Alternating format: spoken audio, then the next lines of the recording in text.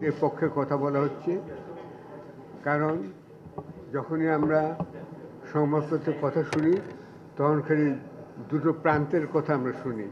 এক হচ্ছে সম্পাদক, তিনি হিরো বা তিনি ভিলেন, তিনি নির্যাতিত, তাকে কেন্দ্র করে সব খবর বের হয়।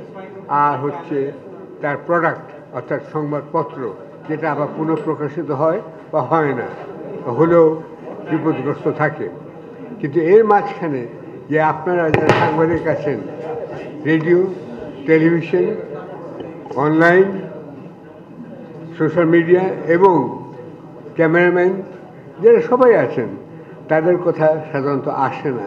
আজকে যে সবাই মিলে আপনারা যে একটা এখানে দেখতে পাচ্ছি যে সংবাদপত্র বাংলাদেশ সাংবাদিক কল্যাণ ট্রাস্ট নামে একটি ট্রাস্ট করেছেন।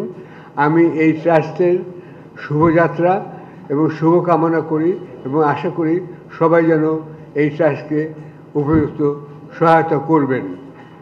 আমি ধন্যবাদ জানাতে চাই বর্তমান সরকারকে, বিশেষত বর্তমান সরকারের অন্তর্বর্তী সরকারের উপদেষ্টা এবং এখানে যে সচিব আছেন তাকেও জানাতে চাই, কারণ তাদেরই নিরলস পরিশ্রমের ফলে বাংলাদেশের মিডিয়া এখন পৃথিবীতে 16 ধাপ উন্নত হয়েছে। এটা একটা বিশাল সংবাদ, কিন্তু আমাদের জন্য গৌরবের বিষয়। এবং আপনারা সম্মিলিতভাবে যে এই কাজটি সমাধান করতে পেরেছেন, আমি সেই জন্য ধন্যবাদ জানাতে চাই। আমি ধন্যবাদ জানাতে চাই কামাল আহমেদকে, যিনি একটি এই যে সংস্কার বিষয়ে তিনিও কিন্তু অক্লান্তভাবে পরিশ্রম করে চলছেন। আমার সৌভাগ্য, তার সঙ্গে আমার লন্ডনের পরিচয় হয়েছিল। তিনি লন্ডনের নিরুপদ্রব জীবন ছেড়ে এখানে সে সমস্যা কিন্তু জীবনে তিনি সমাধান করার চেষ্টা করেছেন এবং করছেন এবং সফল হবেন বলে আমি আশা করি। এরপরে আমি বলতে চাই যে সংবাদপত্র আজকে কিন্তু এখন নির্যাতনের শিকার, খালি আগে যা বললাম, শুধু সম্পাদকই নয়, তাদের পরিবার পরিজনের কথা আমাকে ভাবতে হয়।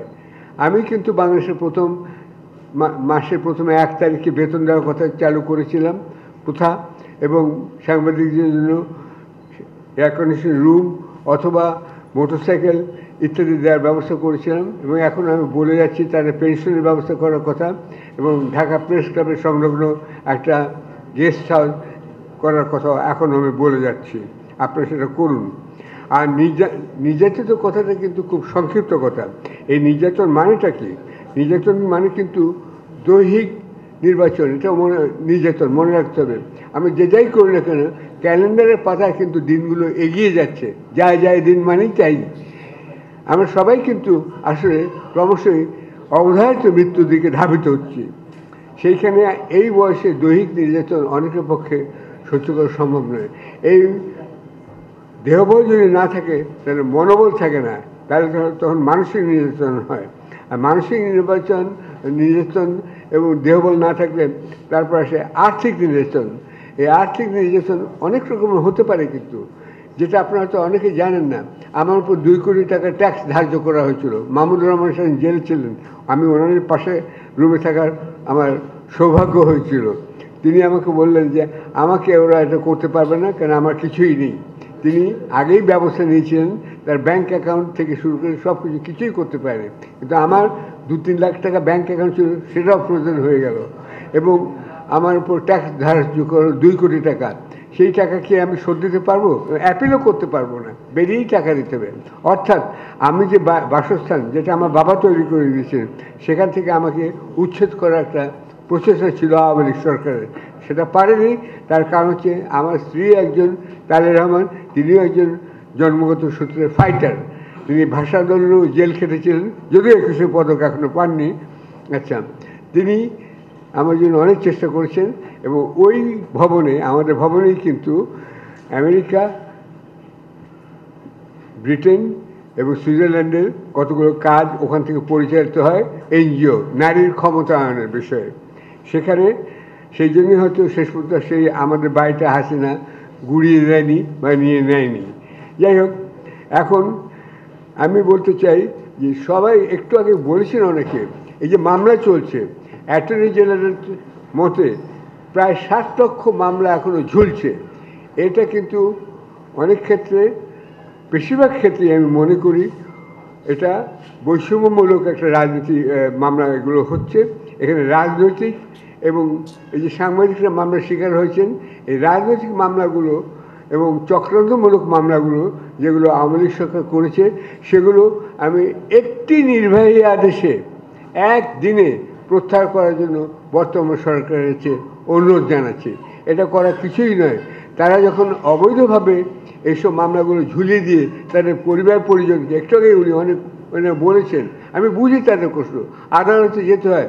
আপনারা তো ঢাকায় থাকেন, তার ধরুন ঝিনাইদহ থেকে কেউ আসলো, বা ঝিকরগাছা বা বরিশাল থেকে কেউ আসলো, তারা ঢাকায় থাকবে কোথায়, কোন বাড়িতে থাকবে, কোথায় তাদের সদরঘাটে জজ কোর্ট কোথায়, সেটাও জানা তাদের পক্ষে অসম্ভব, এই যে মহিলাদের পক্ষে এবং তাদের আত্মীয় স্বজনের পক্ষে। ঢাকা তাদের কাছে একটা বিশাল একটা যানজটের শহর এবং এত লোকের শহর। তো এই যে যেতে হবে, মামলা যে উপস্থিত হতে হবে, উকিলকে দিনের পর দিন পয়সা দিয়ে যেতে হবে, এটা আপনার দয়া করে এই বর্তমান সরকারকে আমি অনুরোধ করছি, রাজনৈতিক মামলাগুলো এক কলমের খোঁচায় আপনারা প্রত্যাহার করুন। আমি বারবার অনুরোধ, আমি নিজেও কিন্তু এখনো আসামি, দণ্ডিত আসামি, আমি নিজেও। আমার 7 বছর সশ্রম কারাদণ্ড। এখানে মাইক্রোফোনের সামনে না এসে আমার জেলখানে ইট ভাঙার কথা ছিল, তা না করে আমি এখানে আছি। এবং আমার স্ত্রী এখন 2টি ক্যান্সার রোগে আক্রান্ত হয়ে চিকিৎসাধীন আছে লন্ডনে।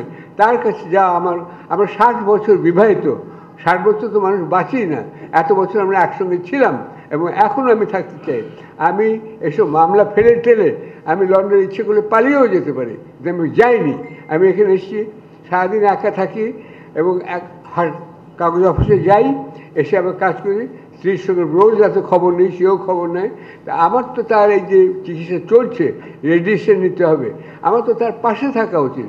সে কখনো বলেনি যে তুমি আসো, সে বলে তুমি মামলাগুলো অ্যাটেন্ড করে আসো। এই জন্য তার অনুমতি নিয়ে আমি লন্ডন থেকে 18 বছর নির্যাতিত, যার মধ্যে 8 বছর আমাকে নির্বাসিত থাকতে হচ্ছে এবং 1 মাস আমাকে নির্জন কারাবাসে থাকতে হচ্ছে। মাহমুদুর রহমান সাহেবের কল্যাণে আমি নির্জন কারাবাস থেকে মুক্তি পেয়েছি বলে আমি মনে করি। আমি তার কাছে অনেক কারণেই কৃতজ্ঞ, তার প্রভাব এবং প্রতিপত্তি অনেক আমি মনে করি। এবং যদিও মতাদর্শে আমাদের মধ্যে অনেক মত পার্থক্য আছে, তার সত্ত্বেও তিনি একজন মানবিক লোক এবং মানবিক মানুষের দুঃখ দুর্দশা তিনি বোঝেন। আমার দেশে সেটাই প্রতিফলিত হচ্ছে বলে আজকে আমাদের অতি দ্রুত সময়ে সামনে চলে আসতে পেরেছে। যাই হোক, এই সবশেষে আমি অনুরোধ করছি, নির্বাচনী নির্বাহী আদেশে ওইটা আপনারা মামলাগুলো প্রত্যাহার করে নেন। আর একটি কথা না বলি নয়, যে যে এইসব পত্রিকাগুলো এদের সঙ্গে জড়িত আছে। আমি নিজে হিসাব করেছিলাম, আমাদের যখন বন্ধ করে দেওয়া হয়, মাহমুদুর রহমানকে রক্তাক্ত করা হয়, তারপরে জেলে নেওয়া হয়, তারপরে বন্ধ করা হয় পত্রিকা, যুদ্ধ করে। তিনি সত্যি একজন যুদ্ধমান ব্যক্তি, সেখানে তিনি যুদ্ধ করে তিনি জেলে গিয়েছিলেন। আমি আমার দেশের অনুরোধে সাধারণত আমি বক্তৃতা দিতে পারি না, টেলিভিশন বলে এক জিনিস, এত লোকের সামনে বলা আরেক জিনিস। আমি লিখতে পারি কিন্তু আমি বলতে পারি না, তবু আমি গিয়েছিলাম। আমি আসার আগে মাহমুদুর রহমানের অফিসে খোঁজ নিয়ে জেনেছিলাম আজকে যদি পত্রিকা, তখন আর কি, যে চালু করতে কত টাকা লাগবে।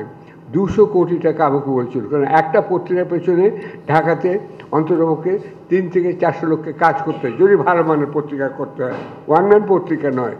আর মফস্বলে থাকা আরও 300-400 সংবাদদাতা। তা ধরুন একটা পত্রিকায় মিনিমাম 500 থেকে 800 লোক নির্ভরশীল হয়, সম্পাদকের করে বাদ দেন। আমি আপনাদের কথা বলছি যারা আপনার কল্যাণ ট্রাস্ট করেছেন। এই যে তাদের যে দুর্দশা, এটা দূর হতে পারে দুভাবে। একটা হচ্ছে কমার্শিয়াল বিজ্ঞাপন পেলে সেটা এখন দেশের অর্থনৈতিক অবস্থা সারা বিশ্ব জুড়ে খারাপ, এখানেও অবস্থা খারাপ। আওয়ামী লীগ আপনারা জানেন 76টা ব্যাংক করে গেছে, যখন বিএনপি আমাদের 16টা ব্যাংকও ছিল না। সাইফুর রহমান সাহেব অর্থমন্ত্রী, তিনি আমার পার্টনার ছিলেন, সিনিয়র পার্টনার, আমরা দুজনেই ছিলাম। আমরা দুজনেই হতবাক হলাম দেখে যে আওয়ামী লীগ একের পর এক দিয়ে গেল আপনার 76টা ব্যাংক, যার ফলে দেশে আজকে এত মূল্যস্ফীতি, নিত্য প্রয়োজনীয় খাদ্যদ্রব্য, বাড়ি ভাড়া সব বেড়ে গেছে। এগুলো থেকে মুক্তি পেতে হলে তাদের নির্ভর করে, সাংবাদিকরা পত্রিকার উপর নির্ভর করেন। একটু আগে একজন বলছেন টাকা টাকা টাকা, টাকাটাই হচ্ছে আসল। এই সব যে আমরা সম্মেলন করছি, আমি খুশি হব এরপরে যদি উপস্থিত সাংবাদিকবৃন্দ একটুখানি নিশ্চয়তা পান যে মাসের শেষে তারা টাকাটা পাবেন, টাকাটা পেলে তার স্কুলের ছেলেমেয়েদের খরচ হবে, তাদের সাংসারিক খরচ কীভাবে চলবে এবং তারা কিভাবে তারা সাংসারিক দৈনন্দিন ব্যয় নির্বাহ করবেন, এইটা তাদের জানতে হবে। সুতরাং টাকা টাকা টাকা, আমি ধন্যবাদ জানাতে চাই, বিশেষ ধন্যবাদ জানাতে চাই যিনি এই কথাগুলো বলেছেন। এইটাই হলো আসল কথা। আলটিমেটলি সাংবাদিকতা মানে তিনি যাচ্ছেন, হ্যাঁ তিনি লিখতে ভালোবাসেন, সংবাদ করতে ভালোবাসেন, কিন্তু তার তো প্রয়োজন পরিবারের জন্য টাকা। এই টাকার জন্য কমার্শিয়াল বিজ্ঞাপনের পথ এখন প্রায় রুদ্ধ হয়ে যাচ্ছে, আরও রুদ্ধ হবে। নির্ভর করতে হবে তাহলে ডিএফপির উপরে।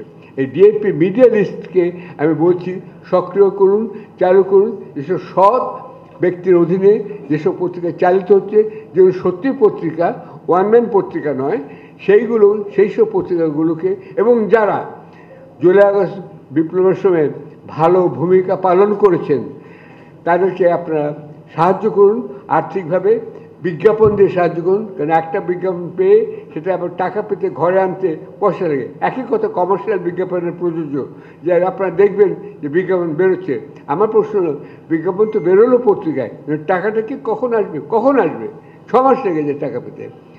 সুতরাং আর আজকে পত্রিকা পাঠকের সংখ্যা কমে গেছে, এটা আপনারা বুঝতে পেরে সারা বিশ্বজুড়ে পত্রিকার পাঠকের সংখ্যা কমে যাচ্ছে। সান, গার্ডিয়ান, মিরর, এগুলো যারা মিলিয়ন বিক্রি হতো, সেই পত্রিকাগুলো এখন বলে দিয়েছে 1930 সালের পরে, 2030 সালের পরে সেই পত্রিকাগুলো আর বেরোবে না, এরকম অবস্থা। সুতরাং কমার্শিয়াল বিজ্ঞাপন নয়, এখন পত্রিকা বের করতে